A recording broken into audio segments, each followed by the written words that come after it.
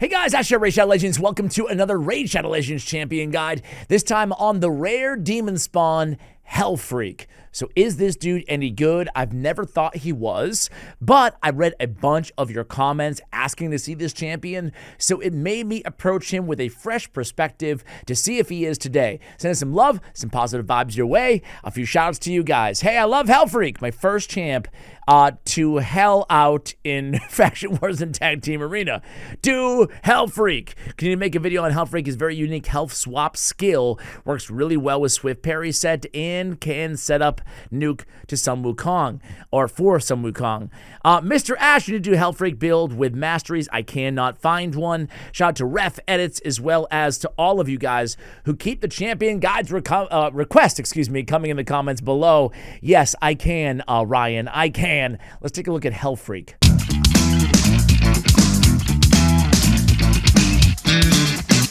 Oh, and also, from yesterday's video, big shout out to, we have T-Flaz and Ref for account for Ash, referral account for Ash, and of course the Ash Hound helping me try to get my hands on Chronom. I appreciate you guys. Thank you so much. All right, Hellfreak.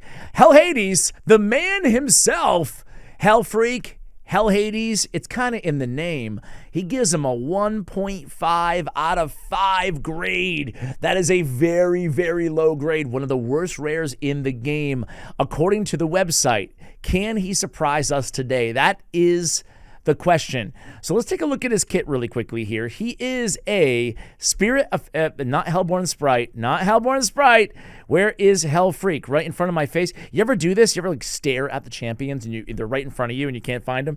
Hellfreak. He is a Spirit Affinity Demon Spawn, again, rare attack-based champion. His base stats, what sticks out to you here? First of all, 650 defense. My man is beyond a glass cannon. He is like the most fragile glass possible cannon. But look at that speed. 107 base speed, really good for a rare champion. At least he has that. He also has a speed in all battles aura by 10%. I think there's got to be a few, but I think Ashwalker, my guy, not Hades guy, but my guy, he's got speed in all battles by 12% for a rare. So eat that, Hell Hades and Hellfreak. All right. So, hey, listen, at the end of the day, speed in all battles is fantastic for a rare, even 10%. That means we can use this in Doom Tower secret rooms. There's a bunch of secret rooms. I have a video talking about all 10 rare-only secret rooms released on the main channel. I'll link it for you guys in today's description. I will not forget.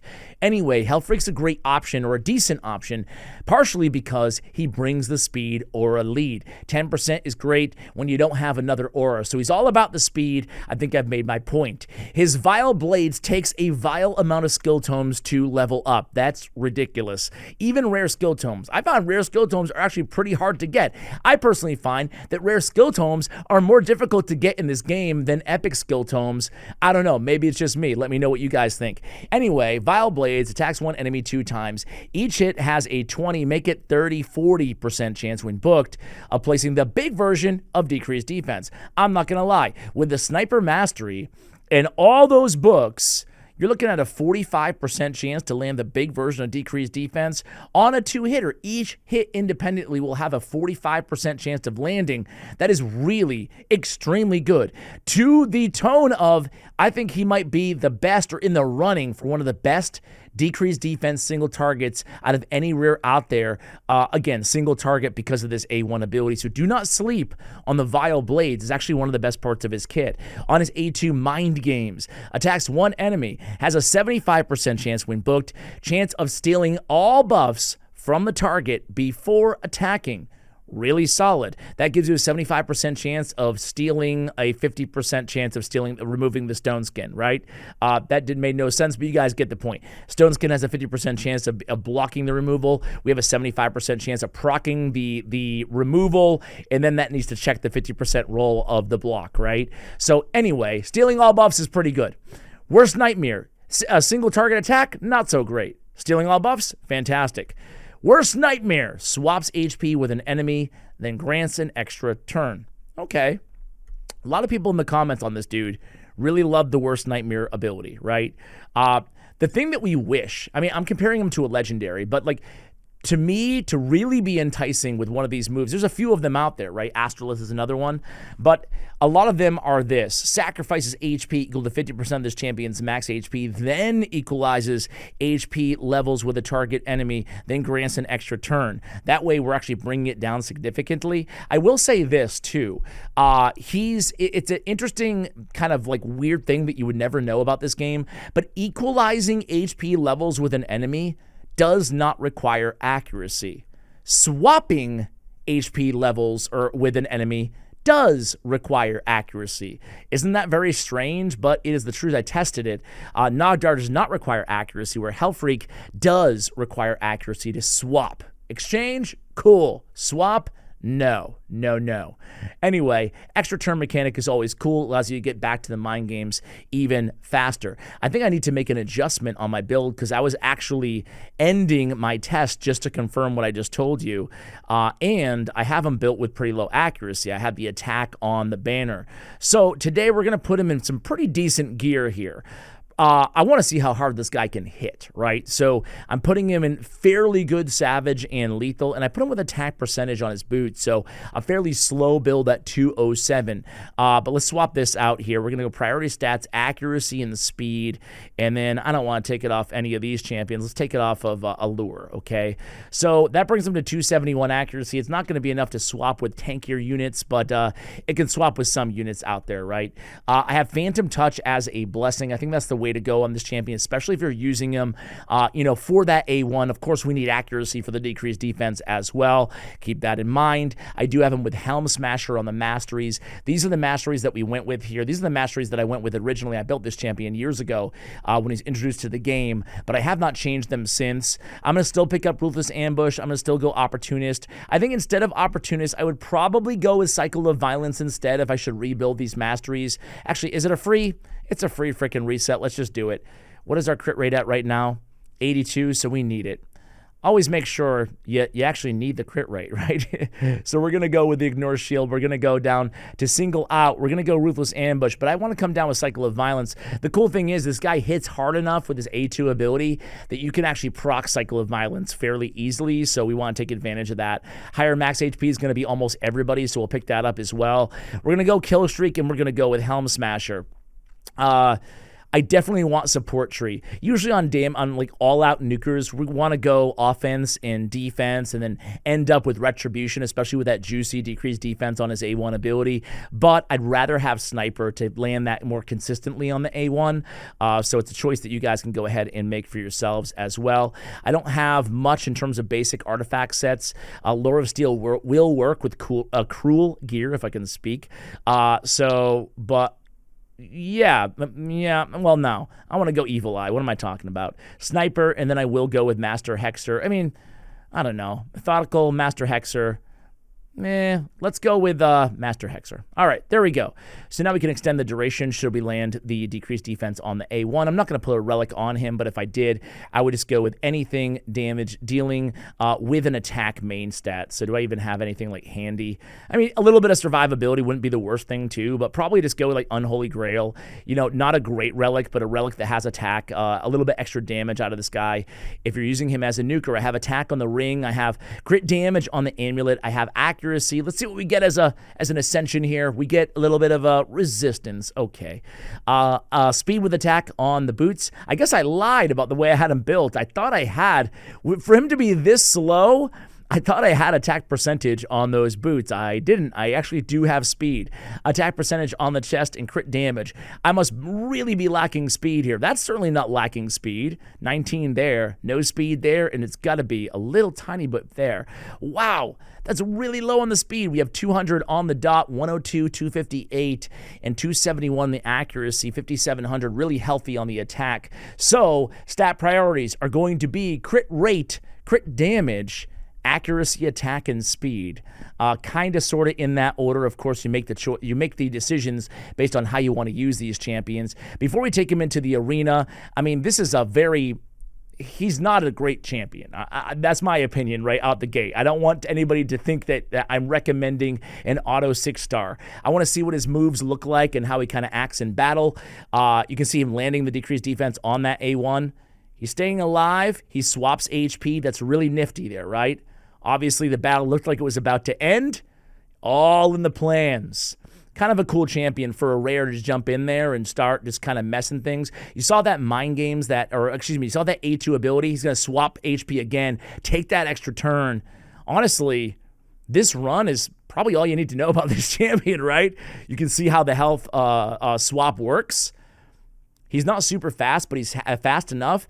It's pretty cool, a rare like this, a very squishy rare who can solo Minnow. Okay, I'll be real with you guys. He actually did solo Minnow twice in rehearsals, but obviously not that consistent, seeing as how he just lost, and I don't cut anything in these videos. I want you to see the realistic, right?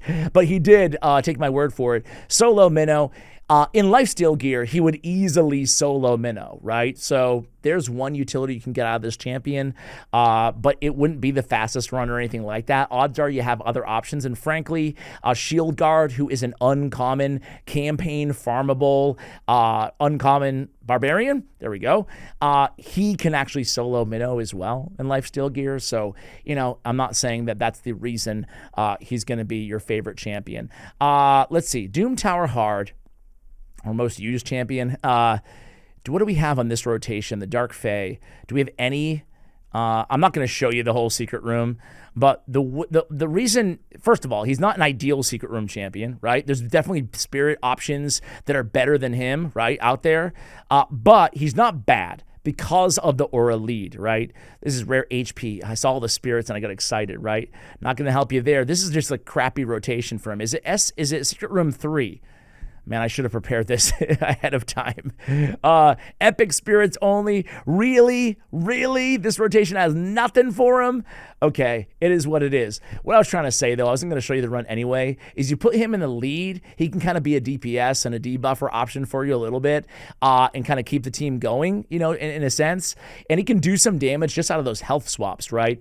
It's good to pair him with, you know, a lot of stunners and control champions around him, maybe even a healer if you have it on the team, because it can be a bit RNG, especially on auto, as we saw in that Minnow run. Let's go ahead and take him into the arena.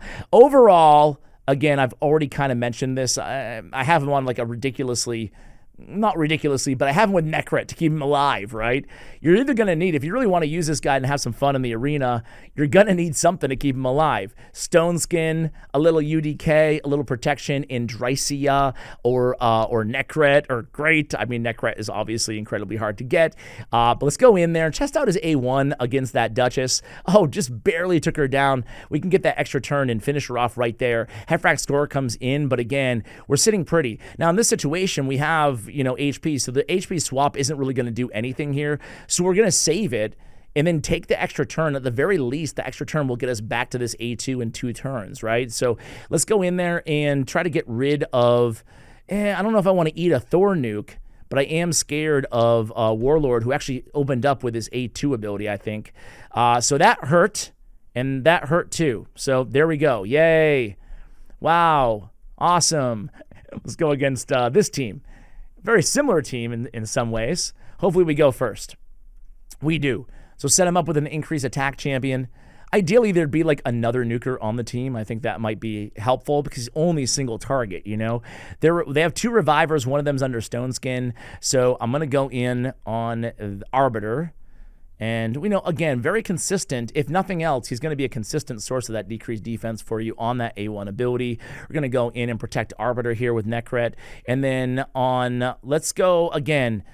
Let's go in and she'll get revived, but 141,000 damage, not bad. I could have went with the steel buff against White Queen, but I don't think I had enough accuracy anyway. White Queen is generally built with a bit of accuracy because she's a great cleanser.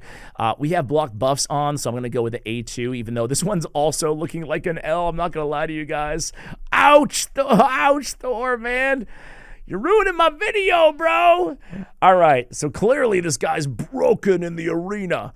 Let's go again. So I'm going to go down a notch here, right? All right. The thing about him is, if nothing else, you can fake your opponent into thinking he's Foley. He looks very, very, very similar to Foley. Okay, ally attack again. Still can't get the kill with his A1. His A1 isn't bad, but it's not getting the kills here.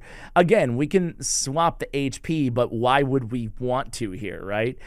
Let's go in and try to get that that kill on Arbiter. Again, that A2 does smack really quickly. The multiplier, look at the area ratings on this guy. Wow, that's bad. And I honestly kind of agree. I mean, Doom Tower Secret Rooms, Faction Wars at level 50. I mean, he's not a very good champion, you know, like I keep saying, he's kind of fun. Clearly a lot of you guys like him from the requests on this dude, but he's not bringing much to the table, you know. The health swap is interesting, you know, but it's more kind of I don't know. It's like in a situation like Minnow, like I showed you guys, like it's a bit more enticing there. I think I'm gonna die again to some Wukong here, I believe. Let's see.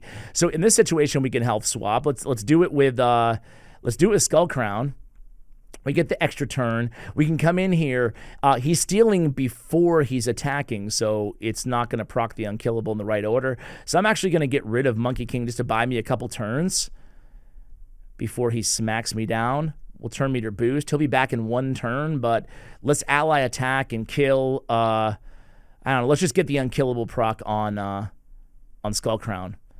All right, now we can go and we can protect Arbiter and pray that Monkey King. Maybe we can fear him here. Yeah, lose that turn. Beautiful. Now, hey, at least we can get one victory in the video, huh? Go in there. His A1 can smack against squishy targets, tankier targets. You're not going to be as thrilled. Let's go in there and kill Monkey King, and then the next hit we can kill Skull Crown. All right, guys. There it is. Overall, what do we say about this guy? 1.5 overall grading. I'm going to have to, sadly, agree.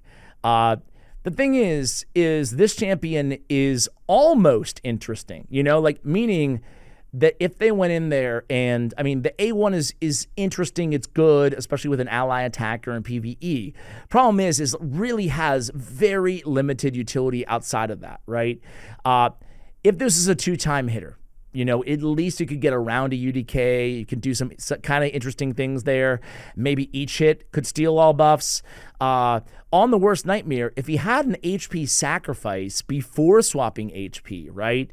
Maybe put an unkillable buff on this champion for one turn, sacrifice, 80% of his HP, and then swap HP with an enemy, and then grant an extra turn. Yeah, then it's interesting because you're able to get somebody really low on HP because his HP is going to be low, and then you can come in and smack. What I would like to do is swap HP with an enemy, sacrifice some HP, swap HP with an enemy, grant an extra turn, and on this ability, I would like to see if this attack kills an enemy, grants an additional turn.